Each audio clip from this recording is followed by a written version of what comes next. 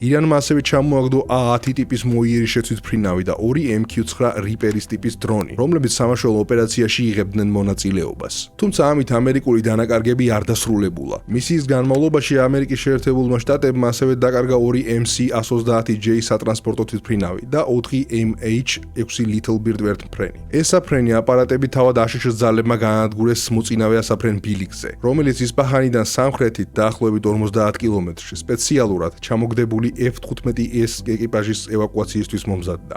აღსანიშნავია, რომ ოპერაცია საბოლოოდ წარმატებით დასრულა და ორივე ამერიკელი სამხედრო მფრინავი ირანიდან გამოიყვანეს. ეს დეტალები სტრატეგიულ შედეგებამდე მიდის. ირანთან ომი უკვე ასუსტებს ამერიკის სამხედრო პოზიციებს წყნარი ოკეანის თეატრში. ომის პირველი 4 კვირის განმავლობაში შეერთებულმა შტატებმა დაახლოებით 850 ტომაჰავკის ტიპის რაკეტა გაისროლა. ომამდელი მარაგები 3000-დან 4500-მდე ერთეულად იყო შეფასებული. მაშინ როცა 2026 წლის ბიუჯეტი მხოლოდ 57 ახალი რაკეტის დაფინანსებას ითვალისწინებდა. სიტუაცია კიდევ უფრო მძიმედ გამოიყურება დაბალი ხილვადობის საჰაერო ბაზირების ფრთოსანი რაკეტების JASSM Air-ის შემთხვევაში. ომის დაწყებიდან ამერიკამ უკვე 1000-მდე ასეთი რაკეტა გამოიყენა. ომამდელი მარაგი კი მხოლოდ 2300-მდე იყო.